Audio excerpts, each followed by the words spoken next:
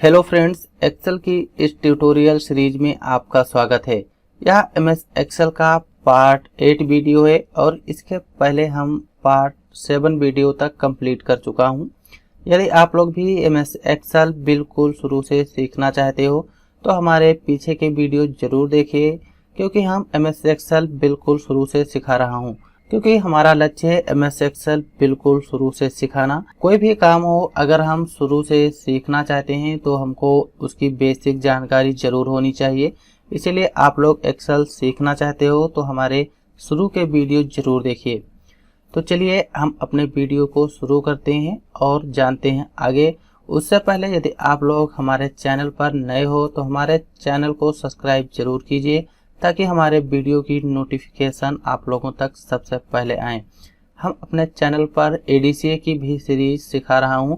यदि आप लोग भी एडीसीए सीखना चाहते हो तो बिल्कुल एडीसीए की क्लास 1 से वीडियो जरूर देखिए। जब हम एडीसीए का पूरा सिलेबस कंप्लीट कर लूँगा तब आप लोगों को इसके सर्टिफिकेट के बारे में बताया जाएगा। हम इसका सर्टिफिकेट आप लोगों को प्रोवाइड कराएंगे। जो भी इसका प्रोसेस होगा हम आगे बताएंगे।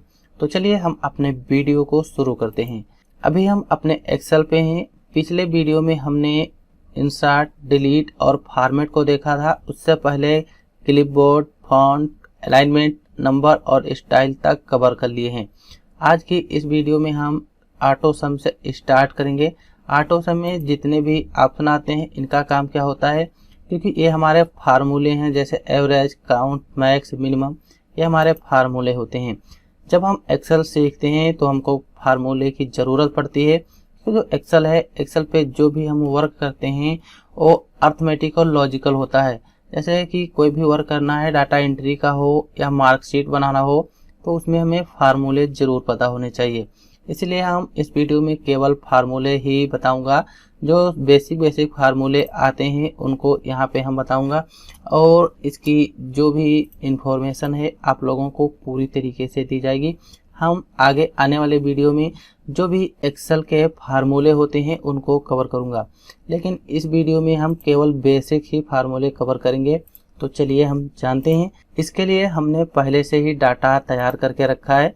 जैसे मान लिया ये डाटा है हमारा, कुछ इस तरीके का डाटा दिया हुआ है। इसमें से हमको इनको ऐड करना है। एग्जाम्पल के लिए मान लेते हैं हमारी ये मार्कशीट बनी हुई है। हम इसमें जानना चाहते हैं जो भी राहुल कुमार हैं इसका टोटल निकालना हो तो कैसे निकालते हैं। उसके लिए यहाँ पे ऑटो सम है। ऑटो सम हम कई तरीके से कर सकते हैं।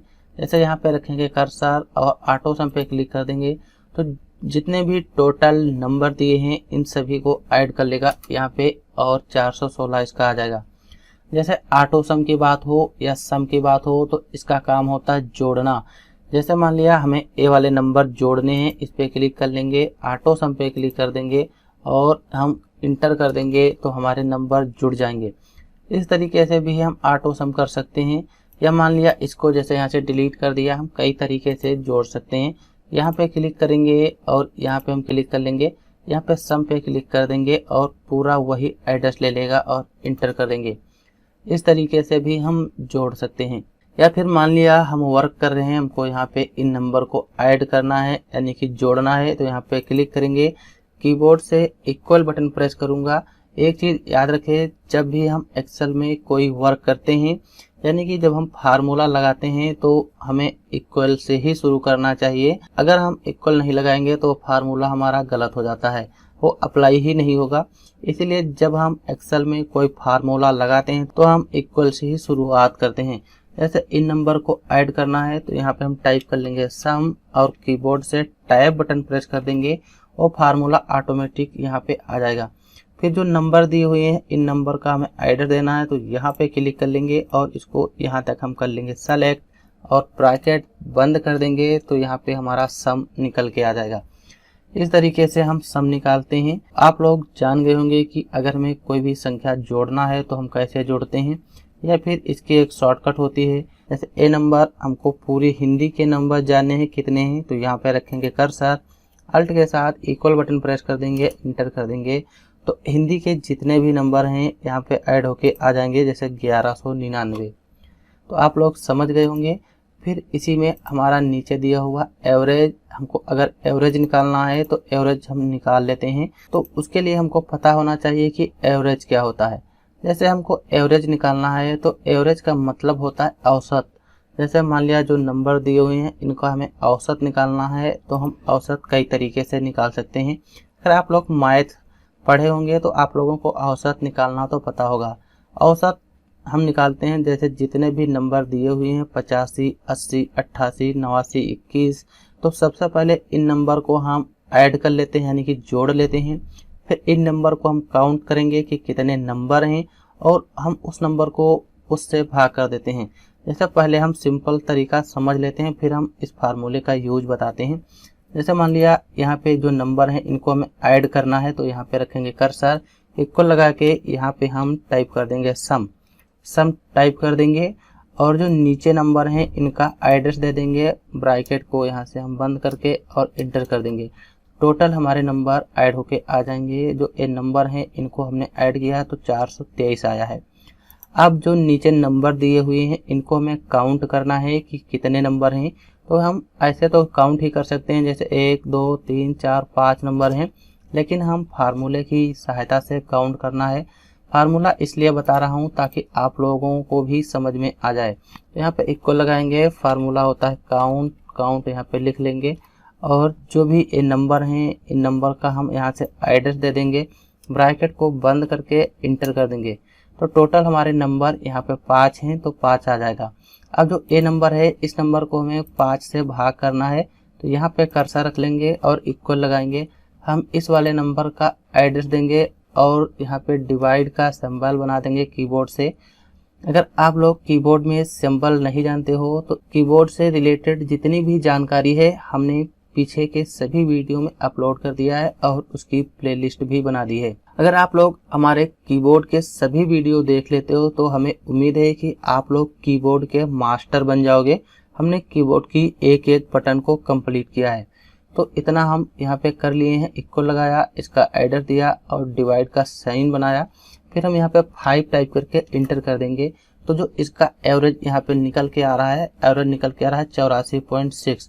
तो 84.6 है जो ए नंबर दिए हुए हैं, इस नंबर का एवरेज टोटल यहाँ पे निकल के आया है।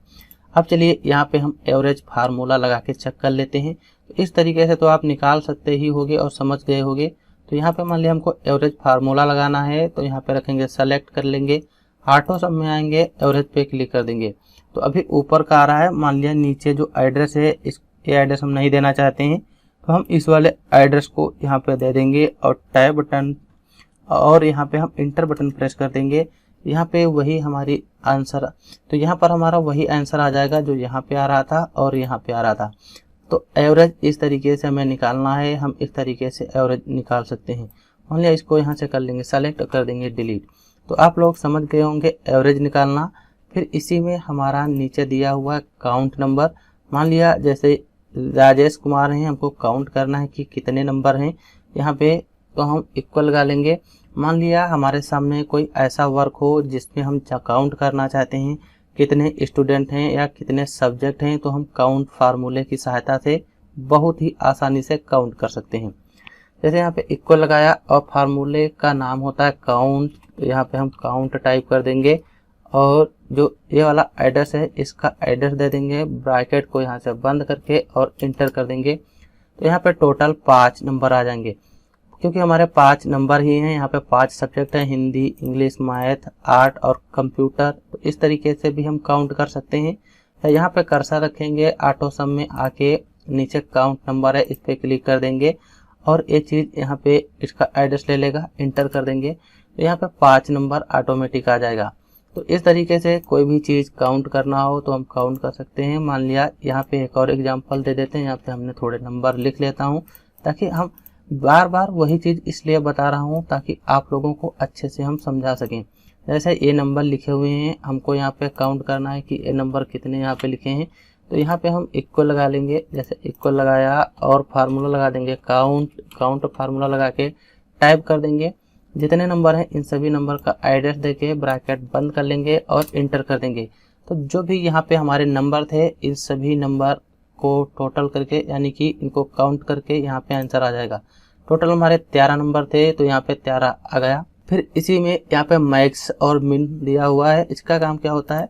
मैक्स का काम होता है जैसे कि मान लिया राहुल कुमार हैं, हमको इसमें से पता करना है कि इसमें से सबसे बड़ी संख्या कौन सी है। तो यहाँ पे हम केवल कर्सर रखेंगे, ऑटो सम में आके मैक्स पे क्लिक कर देंगे, इसका एड्रेस ऑटोमेटिक उठा लेगा और इंटर कर देंगे। तो इसमें से हम सबसे बड़ी जो भी संख्या होगी वो हम जान सकते हैं।